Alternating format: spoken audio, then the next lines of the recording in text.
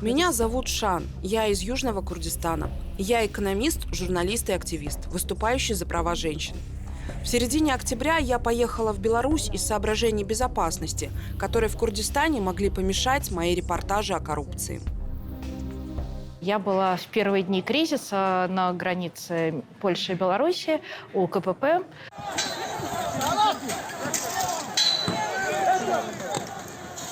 Я был там примерно 5 дней сразу после столкновений на границе, где они бросали камни или где мигранты бросали камни, пытаясь попасть в Польшу. Меня послали сразу после этого, и тогда я остался примерно на 5 дней. Мы говорили с разными людьми из НКО и волонтерских организаций. И мы заходили в лес, чтобы постараться встретиться с людьми. Сколько человек, сказать трудно. Ну, вот по прикидкам было где-то 2,5. Кто-то сказал в какой-то момент 4 тысячи, но все-таки, наверное, меньше. Мужчин, наверное, больше. Трудно тоже было в тот момент сказать, потому что многие женщины были внутри палаток и не вставали, были завернуты в спальники, были беременны. Их, да, было меньше, но их было достаточно. Нельзя сказать, что было вот только мужчины. Ну, может быть, на 3-4 мужчины, одна женщина. Вот так вот, наверное. Я встретила женщин, которые были одни даже без детей. Просто женщина уже достаточно возраст. Ну, вот сколько трудно определить женщине, особенно восточной, которая пережила очень много.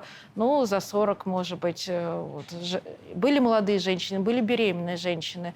Их 2 или 3 точно было. Была женщина, которая родила ребенка Миски, к сожалению, мертвый ребенок родился, но вот она была после кесарева, у нее были проблемы, у нее, очень после операции большие проблемы, воспалялось все, и, в общем-то, страшно было. Муж за нее очень переживал, просили помощи тоже. Хотя бы зеленки, но вот зеленку ей привезли. В основном это молодые мужчины от 20 до 50 лет. Но среди них есть и женщины, и дети. Часто они разлучаются, потому что они пытаются пробраться через границу сами по себе. И в какой-то момент женщине с ребенком приходится отступить за границу с Беларусью, чтобы получить помощь. Потому что, например, ребенок голоден, или ему нужна вода, или он болен. И в этом случае они знают, что они не получат помощи в Польше, не будучи отправленными обратно.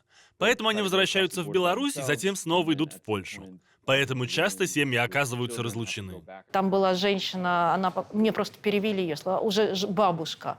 Она сказала, что ее сын с невесткой и детьми попали все-таки в Польшу, без подробностей. Это не в районе Гродно, я так была поняла, это было в другом месте. И их в Польше схватили, и с ними пропала связь. И очень много людей, я их видела еще накануне, до того, как попала в лагерь, просто в лесах вокруг этого лагеря не подходят к именно границе. Лагерь, он уже фактически между Белоруссией и Польшей, такая контрольная полоса. Была, опять же, там только одна семья, женщина без мужа с 5 детьми, и не понимала, она была готова вернуться, и спрашивала помощи, может быть, ООН, еще что-то. Но тогда еще не было вывозных рейсов, и главное было непонятно, как ей дожить до этих вывозных рейсов, где ей ночевать с 5 детьми, потому что на улице очень холодно.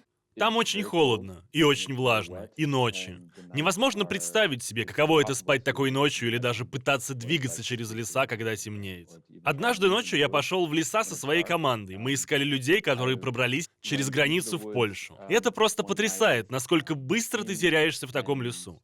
И насколько негуманна окружающая среда там. То есть там зачастую нет тропинок, а люди, которые пересекают границу, и не пошли бы по тропинкам, потому что они не хотят, чтобы их нашла полиция. И в такой обстановке нужно быть настоящим мастером выживания, чтобы оставаться там в течение месяца.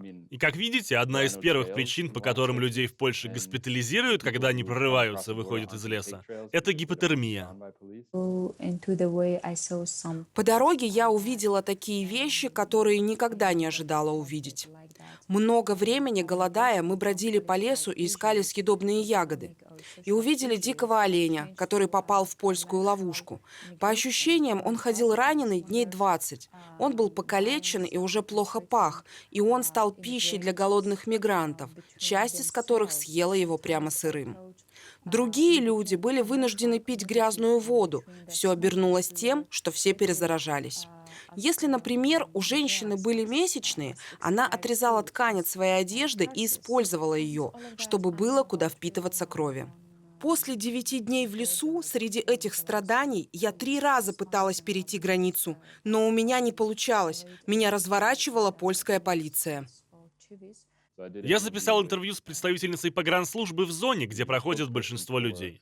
И она отрицала, что они отправляют обратно кого бы то ни было из тех, кто просит убежище в Польше. Но очевидно, что чтобы попросить убежище, нужно говорить на польском или на английском. А многие из этих людей не владеют языками, поэтому они обращаются к альтернативам. Например, пишут «Я хочу убежище» на картонных табличках и держат их при себе постоянно. Они были в таком неком информационном вакууме, у многих сели уже телефоны, и они спрашивали, а что будет дальше. К журналистам подходили, вы не слышали, что будет, откроет ли Европа границы, какое решение примет Евросоюз. В общем, были люди в растерянности, не понимали, что делать. Белорусские полицейские не были готовы дать нам ни капли воды в момент, когда мы были на пороге смерти, но часто били нас и оскорбляли. Несколько людей рядом со мной были покалечены, и я не знаю, что случилось с ними. У кого-то был сломан нос, у кого-то ребро, рука, у многих отобрали деньги. Некоторые люди были без одежды. Был мобильный телефон, но он был сломан. Был даже случай изнасилования человека, который сбежал из белорусской полиции. Нас заставляли стоять перед польской полицией, чтобы вызвать жалость у них и чтобы нам дали воды. И иногда они давали нам воды, иногда нет. Я брал интервью у активистов и у представительницы погранслужбы, и все они говорят диаметрально противоположные вещи.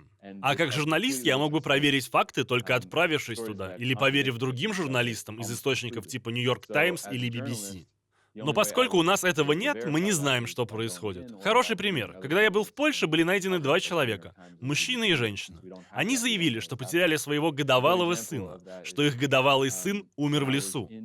На обоих были рваные и колотые раны. Где кого-то могут заколоть в лесу? Кто ранил их? Мы не знаем, что случилось. Потому что мы не только не можем провести независимую проверку, но у нас даже нет возможности провести интервью с этими людьми. Потому что как только их ловят, их помещают в центре временного содержания, если они хотят попросить убежище в Польше. Так что мы видим, как происходят ужасные вещи. Мы знаем, что это произошло, потому что мы говорили с докторами, которые видели колотые раны. Но мы не знаем, как это произошло. И это-то меня и пугает в ситуации. В Европе есть место, где журналисты не могут проверить одни из самых ужасающих вещей, которые происходят сейчас в Евросоюзе. Это гуманитарный кризис, и мы на самом деле не знаем, как умирают люди, кто причиняет им вред, что им нужно. Мы не можем независимо проверить это. С женщинами не очень, потому что тут проблема, что многие говорят только на курдском, я курдского не знаю. Я говорила только с теми, кто разговаривает на арабском, и встретилась только одна женщина, но она не очень охотно разговаривала. Сказала только, что вот они тут несколько дней, и что она с детьми, и сказала, если хотите интервью, разговаривайте с мужем. Вот. А так женщины, в общем-то, в основном мужчины вступали в разговор, и в основном молодые ребята окружали, интересовались, что им делать дальше. Женщина, там была одна, которая выступила перед журналистами, она была беременна, она уже была, вернее, даже она не разговаривала, она просто за нее говорили, а она просто была уже не в состоянии разговаривать, она была в очень достаточно плохом состоянии и мучилась от боли, от холода и от всего.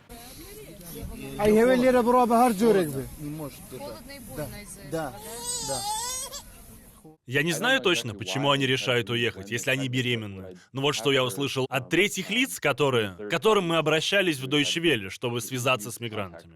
И что мы узнали, это то, что они думали, что это будет легкий способ попасть в Евросоюз. Что это будет намного проще, чем идти к классическим маршрутам через Южную Европу, через Грецию. Что было популярно в 2015-16 годах, или через Испанию, или через Италию, где нужно пересекать большие водные пространства.